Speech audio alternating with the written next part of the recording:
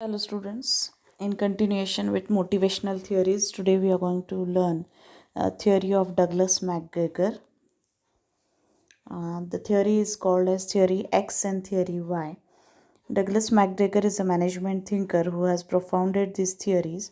So here this something new about this theory is that something unique is that same person has expressed his views about management, about people, about motivation in two ways, and these two ways are completely opposite to each other. Now, theory X is also called as a traditional theory. The reason behind it is that the thoughts expressed by Douglas McGregor about motivation, about employees in this theory, are so very traditional, which are not suitable in today's competitive world. Therefore, it's called as traditional theory.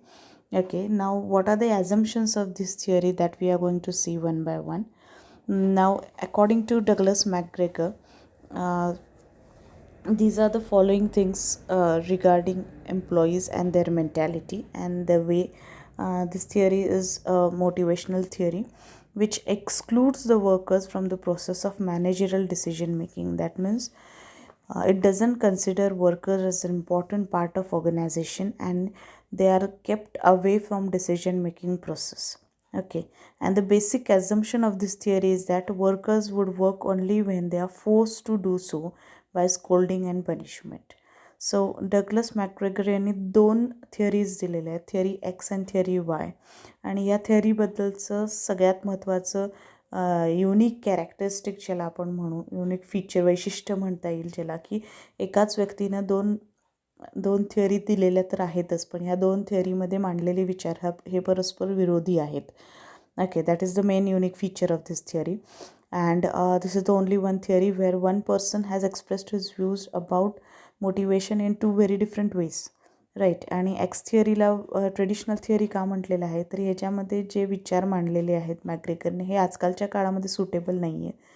त्याचबरोबर इथे ह्या x थिअरीमध्ये Douglas मॅग्रेगर यांनी वर्कर्सला फारसा काही importance दिलेला नाही. त्यांच्या मते वर्कर्स हे कधी काम करतात, जेव्हा त्यांना फोर्स केलं जातं काम करण्यासाठी.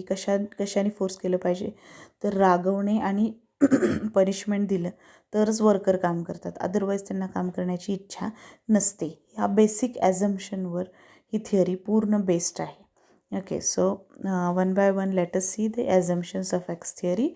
So first one is dislike for work. आता तसं बघायला गेलं तर ह्याला ट्रेडिशनल थिअरीज का म्हटलेलं आहे, मी सांगितलेलं आहे ऑलरेडी, की ह्यात जे विचार मांडलेले आहेत ते आजकालच्या काळामध्ये उपयुक्त नाही आहेत किंवा ते सुटेबल नाही आहेत. ओके, तर you also will not accept those thoughts expressed in this theory. Okay, so dislike for वर्कमध्ये Douglas McGregor what does he say that people are very lazy.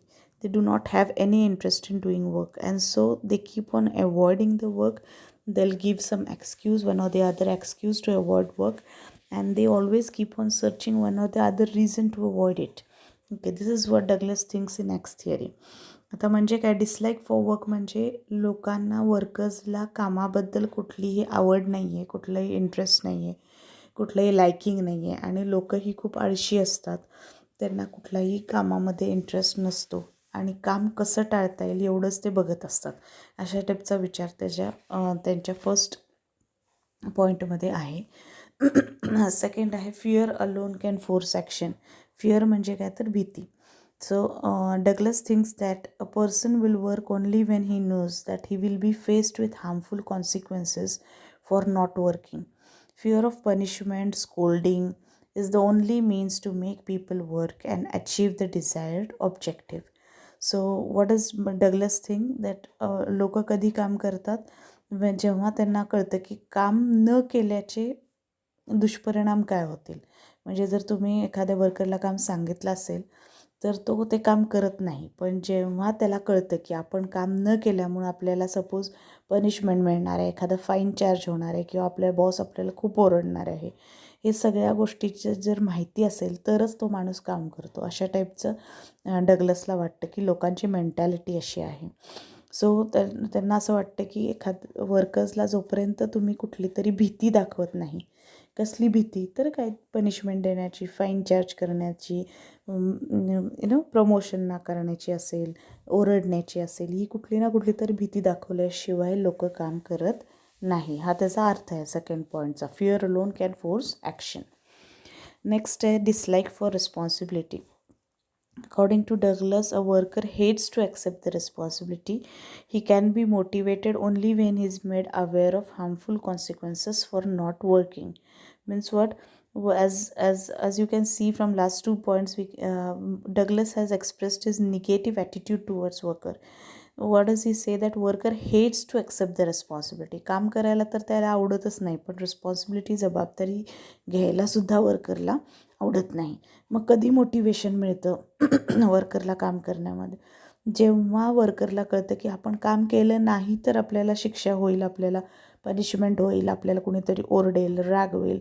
काम न केल्याचे हार्मफुल कॉन्सिक्वेन्सेस जेव्हा त्याच्यासमोर आणले जातात, त्याच वेळेला तो काम करायला तयार होतो. तसंच तो जबाबदारी घ्यायला पण त्याच वेळेला तयार होतो जेव्हा त्याला सांगितलं जातं की तू जर ही जबाबदारी नाही घेतली तर त्याचे दुष्परिणाम काय होतील, तुझ्यावर काय काय ॲक्शन्स घेतल्या जातील. हे जेव्हा when he is made aware of all this things, negative things, then only he is ready to accept the responsibility. This is what Douglas thinks. Now, or whatever thoughts which are expressed in this theory are thoughts of that management thinker. Whether we accept them or reject them is not a question. This is the theory. You have to accept the things whatever they have been mentioned in the theory as personal views of that management thinker, right? So you don't have to react it whether it is right or wrong. You are just learning it as a theory. Okay, so what does he think, McGregor, think about motivation, and what does he think about workers' attitude towards work? That he has expressed it wholeheartedly. Okay, then next point is dependent on others. Now here Douglas thinks that workers do not do his job on his own. That means he is fully dependent upon others, especially on his superiors. Unless and until your superior issues you certain order, tells you how to do that, perform the work, gives you the instruction, you will not work. Okay, so in short you can say that workers do have the habit of spoon feeding, and without it they can't move even an inch. What does this mean? Workers हे दुसऱ्यावर अवलंबून आहेत, स्वतःची बुद्धी वापरत नाहीत, स्वतःचं डोकं वापरत नाहीत. ज्याला आपण म्हणतो सांगाम्या हो नाम्या, इजंट इट. जेवढं काम सांगितलेलं आहे तेवढंच करायचं, जशा पद्धतीने सांगितलं तसंच करायचं. त्याच्यात स्वतःची बुद्धी लावून ते चांगल्या प्रकारे कसं होईल याचा वापर अजिबात न करता काम करणं म्हणजे वर्कर्सचा असा ॲटिट्यूड आहे, असं डगलसला वाटतं. आणि Douglas thinks that the workers are totally dependent on their superiors for how to do the work. Okay, आपलं काम कसं करावं हे दिलेल्या इन्स्ट्रक्शन्सनुसारच ते करतात. म्हणजे जसं सुपिरियरनी सांगितलेलं आहे त्याचप्रमाणे ते करत राहतात, स्वतःची बुद्धी तिथं अजिबात वापरत नाहीत. Next is money alone can make people work. डगलसला वाटतं की पैशांमुळेच लोक काम करत असतात. लोकांना काम करण्याची आवड नसते, पण जर त्यांना जास्त पैसे जास्त कामाचे दिले तर definitely they will be ready to do the work. So worker do not have any liking for work, but he works only for money. When he is paid more, he will work more and better for longer period and with greater interest. So पैशासाठी आणि फक्त पैशासाठीच लोक काम करत असतात. त्यांना जर जास्त पैसे दिले, जास्त कामाचे जास्त पैसे दिले तर ते definitely they will get ready to do work. Okay, then next is labour only a factor of production. According to Douglas, worker is considered to be just as an instrument like capital, machine, and other factors of production. He does not deserve any special treatment because he is a human being. He is unable to improve his performance. म्हणजे हे परखड विचार डगलसनी मांडलेले आहेत की लेबरला तुम्ही human being, जिवंत माणूस असल्यामुळे एक वेगळी ट्रीटमेंट द्यायची काही गरज नाही आहे. त्याला कन्सिडर करा as a factor of production. जसं काय मनी, मशिनरी, रॉ मटेरियल हे जसे फॅक्टर्स ऑफ प्रोडक्शन आहे, तसाच लेबर हा एक फॅक्टर ऑफ प्रोडक्शन आहे. त्याला स्पेशल ट्रीटमेंट ॲज अ माणूस म्हणून द्यायची काहीही गरज नाही. Just treat him as a factor of production आणि त्याच्याकडून काम करून घ्या. जसं की तुम्ही मशीनकडनं काम करून घेता तसं तुम्ही लेबरकडनं पण काम करून द्या. ओके, सो त्याला स्पेशल ट्रीटमेंट देऊ नका. And last is lack of authority. A worker must work as per the orders given to him. He has no authority in participation in decision making and making suggestion. इथं डगलसचे सगळेच negative विचार आत्तापर्यंत आपण बघितलेत, वर्करच्याबद्दलचं त्यांचं मत बघितलं. आता लास्टली ते काय म्हणतात की की वर्करचं काम काय आहे तर दिलेल्या ऑर्डरनुसार काम करणे, एवढंच काम आहे त्याचं. त्याला कुठलाही अधिकार तुम्ही देऊ नका. एस्पेशली निर्णय प्रक्रियेमध्ये पार्टिसिपेट होण्याचा अधिकार तर त्याला अजिबात देऊ नका. त्याचबरोबर त्याच्या काही नवीन आयडियाज असतील, सजेशन असतील, त्या पण त्यांनी सांगाव्यात किंवा ओपन अप व्हावं, शेअरिंग करावं. असंही वातावरण तुम्ही ऑर्गनायझेशनमध्ये अजिबात करू नका. कारण डग्लसला असं वाटतं की worker should not be given much importance. He should be just only considered as one of the factor of production. Accordingly only it's the duty of the management to get work done from them. Okay, that's the only limited role played by workers in the organization. So don't give them too much importance. म्हणजे in short डग्लसला म्हणायचं की वर्कर्सला डोक्यावर बसवून ठेवू नका, त्यांना कुठलीही authority देऊ नका, कोणतेही अधिकार देऊ नका. त्यांना फक्त त्यांचं काम सांगा, व्यवस्थित करायला सांगा आणि त्यांच्यावर त्यांची कामाबद्दलची रिलेटेड जबाबदारी टाका. एवढंच डग्लसचं म्हणणं आहे. सो हे जे 7 पॉईंट्स आपण जे बघितले, whatever 7 points we just to learn just now, these are all negative thoughts about workers expressed by Douglas McGregor. Okay, आणि आत्ता हे जे विचार आहेत ते आत्ताच्या काळामध्ये आपण ते इम्प्लिमेंट नाही करू शकत आहे. आत्ताच्या काळामध्ये you know how much labour is having a importance in the organisation, right. He is given much more importance. His ideas, his suggestions are considered, his participation in decision making is accepted by the management and it is being implemented. Okay, आणि हे जे चांगले results आपल्याला दिसत आहेत, trade unions form झालेले आहेत, labourers are aware of their right, आणि प्रत्येक वेळेला लेबररला काम आवडत नाही असं हे जे जनरल स्टेटमेंट केलेलं आहे डग्लस मॅकग्रेगरनी, which is not suitable in today's world, right. So त्याच्याबद्दल आपण बोलणारच आहोत whenever will be learning about theory Y.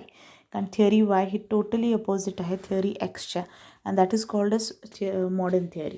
Okay, so with this we'll end with today's lecture. In today's lecture we saw that Douglas MacGregor has propounded theory X and theory Y, which are totally contradictory to each other, and we saw the assumptions of theory X, in which we saw that laborers are considered as a very secondary importance is being given to laborers by Douglas MacGregor, and he thinks that workers do not have any liking towards their work, no interest in their work, and they work only when they are made aware of harmful consequences of not working.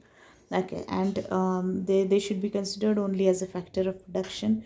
No authority should be given to them, only they should be shouldered with a lot of responsibility, and they are totally dependent on others. They don't make use of their own brains. Also, they work only when they are paid extra charges for extra working. Okay, so such kind of thoughts have been expressed by Douglas MacGregor. With this, we end with today's lecture. Thank you.